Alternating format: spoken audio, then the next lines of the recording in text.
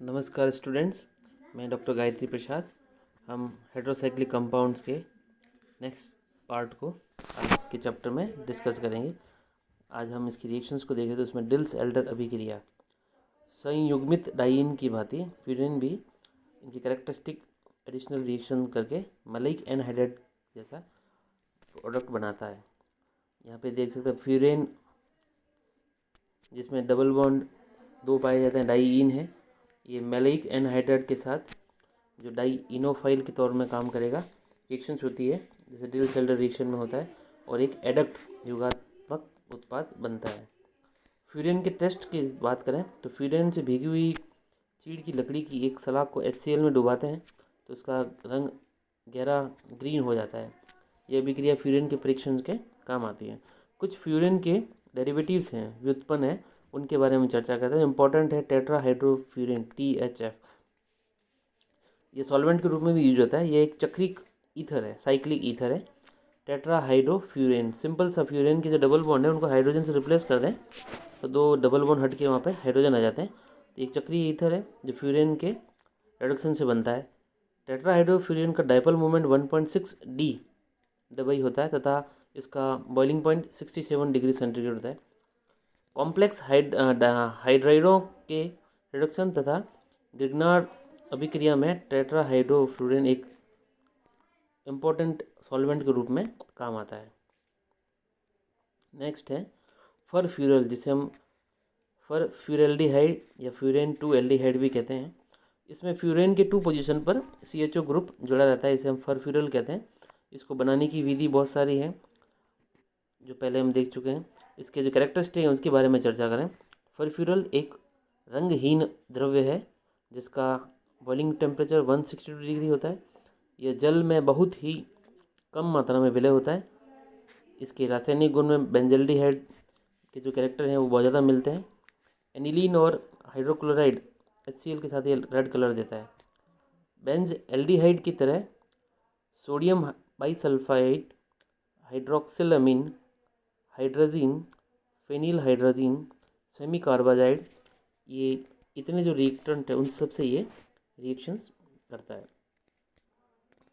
बात करें फरफ्यूरल की, सोडियम बाइसल्फाइड के साथ रिएक्शन हो रही है और फिनाइल हाइड्रोजीन के साथ रिएक्शन के बाद इनमें जो प्रोडक्ट बन रहा है उसको भी आप देख सकते हैं। नेक्स्ट अपन बात करते हैं केनिज़रो रिएक्शंस की। केनिज़रो रिएक्शंस इंपॉर्टेंट रिएक्शंस हैं, एक नेम रिएक्शंस के रूप में भी पूछा जाता है, जिसमें जलीय KOH और या NOH दोनों से में से कोई भी उसकी अभिक्रिया कर फरफ्यूरल केनिज़रो अभिक्रिया द्वारा फरफ्यूरल अल्कोहल और फ्यूरिक एसिड देता है। यहाँ पे आप देखो दिख रहा है फरफ्यूरल NaOH के साथ रिएक्शन करके जो CHO है साइड चेन वाला 2 नंबर के पोजीशन पे जुड़ा हुआ CHO CH2OH में कन्वर्ट हो रहा है, फरफ्यूरल अल्कोहल बनता है और साथ में सोडियम फ्यूरोएट बनता है जो एसिड से बनता है और एसिड का सोडियम सॉल्ट होता है। ये इंपॉर्टेंट रिएक्शन है केनिज़रो रिएक्शन और आपके सिलेबस के अकॉर्डिंग एग्जाम में पूछ सकते हैं। नेक्स्ट रिएक्शन है फ्यूरोइन का संघनन कंडेंसेशन करें। अल्कोहलिक KCN से अभिक्रिया करवानी है। अल्कोहलिक KCN से फरफ्यूरल रिएक्शन करके फ्यूरोइन देता है जो ऑक्सीकृत होकर फ्यूरिल बनाता है।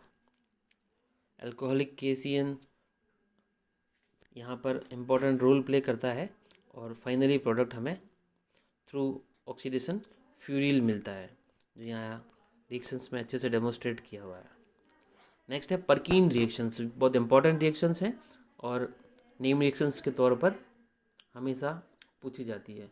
फरफ्यूरल एसिटिक एनहाइड्राइड और सोडियम एसीटेट के कंडेंसेशन द्वारा फ्यूरिल एक्रिलिक एसिड बनाता है। फ्यूरिल एक्रिलिक एसिड क्रमशः अपचयन, वलय का खुलना, ऑक्सीकरण तथा पुनः अपचयन के पदों से गुजरता हुआ पीमेलिक एसिड देता है। इससे स्पष्ट होता है कि फरफ्यूरल में CHO समूह जो है अल्फा स्थिति पर है, न कि बीटा पोजीशन पर है। यदि CHO बीटा पोजीशन पर होता तो संकलित द्विसार की अम्ल बनता, न कि पीमेलिक एसिड। यह CHO के अल्फा पोजीशन पे होने के प्रूफ को दर्शाता है। यहाँ पर फरफ्यूरल से जो एसिड बना है उसका अपचयन होने के बाद इसकी ब्रोमीन और वाटर मॉलिक्यूल से अपचयन होने के बाद फाइनली अल्फा पिमेलिक एसिड बन रहा है रिडक्शन के बाद में, जो ये शो करता है, जिसमें जैसा मैंने बताया इसमें पहले रिडक्शन होगा, रिडक्शन के बाद रिंग ओपनिंग हो जाएगी, तो रिंग ओपन होने के बाद इसका ऑक्सीडेशन होगा और अगेन लास्ट में इसका रिडक्शन होगा और लास्ट में हमें अल्फा पिमेलिक एसिड मिलता है। यह CHO के सेकंड पोजीशन पर होने की पुष्टि करता है। नेक्स्ट अपन लेंगे क्लेजन रिएक्शंस, क्लेजन अभिक्रिया। क्लेजन रिएक्शन में फरफ्यूरल CH3CHO सिटल्डिहाइड के साथ रिएक्शन करता है in the presence of base, फरफ्यूरल aldehyde बनता है जो फाइनली 2-फ्यूरिल एसीटोन में कन्वर्ट होता है। नेक्स्ट हम देखते हैं नोवेल्जन अभिक्रिया। ये भी इंपॉर्टेंट रिएक्शन है और नेम रिएक्शन के तौर पर पूछा जाता है। इस अभिक्रिया से फ्यूरेन के प्रतिस्थापी असंतृप्त कार्बोक्सिलिक एसिड को प्राप्त किया जाता है। फरफ्यूरल को जब हम एसिटिक एनहाइड्राइड के साथ रिएक्शंस करवाते हैं तब हमें फाइनली डीकार्बोक्सिलिक होकर β2-फ्यूरिल एक्रिलिक एसिड मिलता है। नेक्स्ट इसकी अमोनिया से रिएक्शंस करवा रहे हैं। फरफ्यूरल के दो मॉलिक्यूल्स अमोनिया और अमोनिया के साथ रिएक्शंस होकर हाइड्रोफ्यूरामाइड बनाते हैं, जो यहाँ पर रिएक्शंस में अच्छे से डेमोन्स्ट्रेट किया हुआ है। रिडक्शन और ऑक्सीडेशन की बात करें, फरफ्यूरल रिडक्शन की पहले बात करें, फरफ्यूरल के निकल की उपस्थिति में अपचयन से टेट्राहाइड्रोफ्यूरिल अल्कोहल और क्यूप्रिक ऑक्साइड की उपस्थिति में फरफ्यूरल अल्कोहल बनता है। यहाँ पे अच्छे से शो करा है, निकल के प्रेजेंस में H2 की फॉर्म टेट्राहाइड्रो फरफ्यूरल अल्कोहल मिल रहा है जो कि क्यूप्रिक ऑक्साइड के द्वारा फरफ्यूरल अल्कोहल में कन्वर्ट हो जाता है। नेक्स्ट ऑक्सीकरण की बात करें तो फरफ्यूरल के ऑक्सीकरण से फ्यूरोइक अम्ल तथा मैलिक एनहाइड्राइड बनते हैं। यहाँ पर अच्छे से डेमोन्स्ट्रेट किया हुआ है। Ag2O या KMnO4 के साथ इसका ऑक्सीडेशन करें तो फ्यूरोइक एसिड बनता है। NaClO सोडियम परक्लोरेट की प्रेजेंस में इसका करें ऑक्सीडेशन तो मैलिक एनहाइड्राइड मिलता है। इसके क्या क्या यूजेज हैं? फरफ्यूरल रबड़ उद्योग में विलायक के रूप में, चमड़े के परिरक्षण में, रंजकों के तथा प्लास्टिक आदि के निर्माण में काम आता है। नेक्स्ट हम थायोफीन की बात करेंगे नेक्स्ट चैप्टर में। धन्यवाद।